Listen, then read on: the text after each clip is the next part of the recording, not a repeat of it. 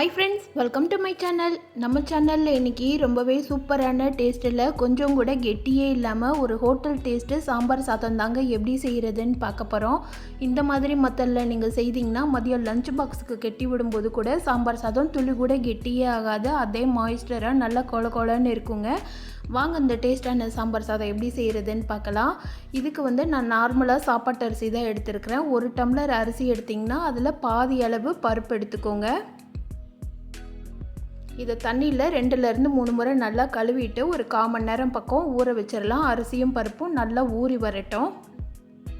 இதை நம்ம இன்றைக்கி 1 பாட் ரெசிபி மாதிரி குக்கரில் தாங்க செய்ய போகிறோம். காலையில் அவசரமாக சமைக்கிறதுக்கு டைம் இல்லாத பட்சத்தில் இந்த மாதிரி செய்து கொடுக்கும்போது பிரேக்ஃபாஸ்ட்டுக்கும் எடுத்துக்கலாம், மதியம் லஞ்சுக்குமே சேர்த்து செய்திடலாங்க. ரொம்ப ஈஸியாக வேலை முடிஞ்சிடும். குக்கரில் 2லேருந்து 3 ஸ்பூன் அளவு எண்ணெய் சேர்த்துட்டு 1 ஸ்பூன் அளவு கடுகு உளுந்த பருப்பு, 1 ஸ்பூன் அளவு சீரகம், 1/2 ஸ்பூன் அளவு வெந்தயம் சேர்த்து நல்லா பொரிய விட்டுடலாம். இது கூட ஒரு கொத்து கருவேப்பிலை சேர்த்துக்கலாம். ஒரு 4லேருந்து 5 காஞ்ச மிளகாய் கில்லாமல் முழுசாக சேர்த்துக்கோங்க.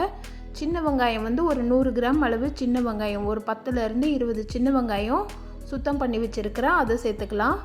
சேர்த்துட்டு ஜஸ்ட்டு ஒரு நிமிஷத்துக்கு மட்டும் நல்லா வதக்கி விட்டுடலாம். வெங்காயம் ஓரளவுக்கு கண்ணாடி பதம் வதங்கி வந்தோடனே காய் ஒரு சில காயெல்லாம் எடுத்து வச்சுருக்கிறேன், அதையும் சேர்த்து வதக்கிக்கலாம். முள்ளங்கி, உருளைக்கிழங்கு, முருங்கைக்காய், பீன்ஸு, கேரட்டு இது எல்லாத்தையும் கொஞ்சம் பெரிய சைஸ் பீஸாக கட் பண்ணிக்கலாம். ஏன்னா நம்ம குக்கரில் சேர்க்குறதுனால ஒரு சில நேரம் காய் குழஞ்சி போயிடும். அதனால் கொஞ்சம் பெருசாக கட் பண்ணிக்கிட்டிங்கன்னா கரெக்டாக இருக்கும். நம்ம எடுத்து வச்சுருக்கிற காயையும் சேர்த்து அந்த எண்ணெயிலேயே நல்லா ஒரு 2 நிமிஷத்துக்கு வதக்கி விட்டுடலாம். காய்கறி பார்த்திங்கன்னா இந்த காய் மட்டும் இல்லைங்க, இது கூட நீங்கள் வாழைக்காய், லூக்கல், மாங்காய் இருந்தால் கூட சேர்த்துக்கலாம். ரொம்பவே டேஸ்ட்டாக இருக்கும். என்கிட்ட இருக்கிற காய் எல்லாத்தையும் சேர்த்து ஒரு 250 கிராம்லேருந்து 300 கிராம் அளவு இருக்கும் இந்த காயெல்லாம், அதெல்லாம் சேர்த்து வதக்கிடலாம். இது கூட தக்காளி பழம் நல்ல பழுத்த பழமாக ஒரு 3 தக்காளி பழம் எடுத்துருக்கிறேன், அதையும் பொடி பொடியாக கட் பண்ணிவிட்டு குக்கரில் சேர்த்துக்கலாம். ஒரு 1/4 ஸ்பூன் அளவு மஞ்சள்தூளும் ஒரு 1/2 ஸ்பூன் அளவு பெருங்காயத்தூளும் சேர்த்துக்கலாம். காய் எல்லாத்துக்கும் தேவையான அளவு உப்பு சேர்த்துக்கோங்க.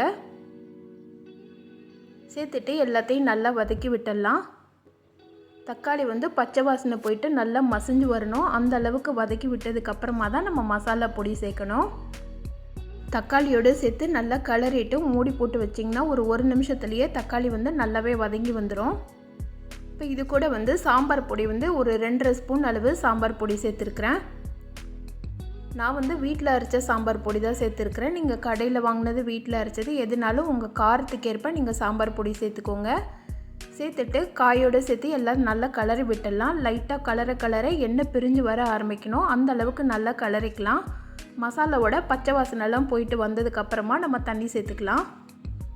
தண்ணியோட அளவு பார்த்திங்கன்னா நான் ஓவராலாக 1.5 டம்ளர் அரிசியும் பருப்பும் சேர்த்து எடுத்து வச்சுருக்கிறேன். அது மாதிரி 4 மடங்கு அளவு தண்ணி சேர்த்துக்கலாம். மொத்தமாக 6 டம்ளர் அளவு தண்ணி நான் அளந்து வச்சுருக்கிறேன், அதை சேர்த்துக்கிறேன். நீங்கள் எடுக்கிற அரிசி பருப்போட அளவோட 4 மடங்கு அளவு தண்ணி சேர்த்துக்கணும். அப்போ தான் சாதம் நல்லா குலைவாக வெந்து வரும். இது கூட ஒரு கைப்பிடி அளவு பொடி பொடியாக கட் பண்ண கொத்தமல்லி தழை சேர்த்துக்கலாம். சேர்த்துட்டு எல்லாத்தையும் நல்லா கலந்து விட்டுடுங்க. இந்த தண்ணி நல்லா தலைன்னு கொதிச்சு வரணும். கொதிச்சு வந்ததுக்கப்புறமா தான் நம்ம அரிசி பருப்பு சேர்க்க போகிறோம். பாருங்கள், இந்த அளவுக்கு நல்லா கொதிச்சு வரணும். இந்த டைமில் நம்ம ஊற வச்சுருக்கிற அரிசியும் பருப்பையும் சேர்த்துக்கலாம். அரிசி பருப்பு கொஞ்சம் ஊற வச்சுட்டு சேர்க்கும்போது சட்டுன்னு வெந்து வந்துடும், நல்லா குலைவாகவும் கிடைக்கும்.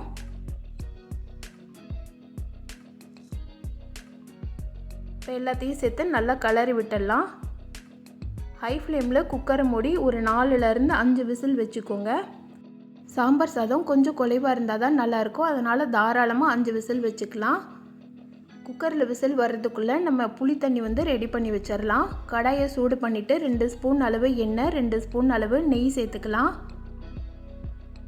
நெய் சூடாகி வந்தோடனே 1 ஸ்பூன் அளவு கடுகு உளுந்த பருப்பு, ஒரு கொத்து கருவேப்பிலை சேர்த்து நல்லா பொரிய விட்டுடுங்க.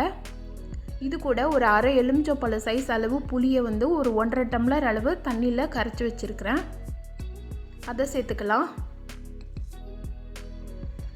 புளித்தண்ணி ரெடி பண்ணுறது குக்கரில் எல்லா விசிலும் வச்சுட்டு தம்மில் இருக்கும்போது நீங்கள் புளித்தண்ணி ரெடி பண்ணுங்கள். அப்போ தான் இது கொதித்து வர்றதுக்கும் குக்கரில் ப்ரெஷர் ரிலீஸ் ஆகிறதுக்கும் கரெக்டாக இருக்கும்.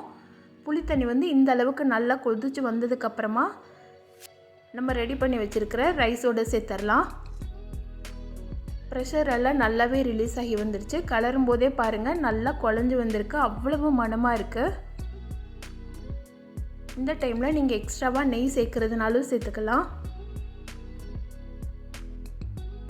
இப்போ நம்ம கொதிச்சுக்கிட்டு இருக்கிற புளித்தண்ணியை இது கூட சேர்த்துடலாம். புளித்தண்ணி வந்து நல்லா சூடாக இருக்கணும். அப்போ தான் சாதம் வந்து எவ்வளோ நேரம் ஆனாலும் கெட்டியாகாமல் இருக்கும். நீங்கள் மதியம் லஞ்ச் பாக்ஸுக்கெலாம் கட்டி விடுறதா இருந்ததுன்னா இந்த மாதிரி மெத்தடில் சாம்பார் சாதம் செய்து பாருங்கள். ரொம்பவே சூப்பராக இருக்கும். கொஞ்சம் கூட கெட்டியே இருக்காது. காலையில் நீங்கள் எப்படி வச்சு விடுறீங்களோ அதே மாதிரி கன்சிஸ்டன்சியில் தான் மதியம் வரைக்குமே இருக்கும். கலரும்போது கொஞ்சமாக கொத்தமல்லி தலையும் 2 ஸ்பூன் அளவு நெய்யும் சேர்த்துட்டு கலரிக்கலாம். உப்பு கொஞ்சம் கம்மியாக இருந்ததுனால நான் உப்பு சேர்த்துருக்குறேன். இந்த டைமில் நீங்கள் உப்பு சரியாக இருக்கான்னு சொல்லிட்டு செக் பண்ணிவிட்டு உப்பு சேர்த்துக்கோங்க. தேவைப்பட்டால் சேர்த்துக்கோங்க. இப்போ எல்லாத்தையும் சேர்த்து நல்லா கலந்து விட்டுடலாம். கலராக அவ்வளவு மணமாக இருக்குது. ஹோட்டல் சாப்பிட்ற மாதிரி சூப்பரான டேஸ்ட்டில் சாம்பார் சாதம் ரெடி பண்ணியிருக்கிறோம். இதை வந்து நீங்கள் மார்னிங் பிரேக்ஃபாஸ்ட்டுக்கும் கொடுக்கலாம், மதியம் லஞ்சுக்குமே கட்டி விடலாம். ஒரே நேரத்தில் 2 நேரம் சாப்பாடும் ரெடி பண்ணிடலாம்.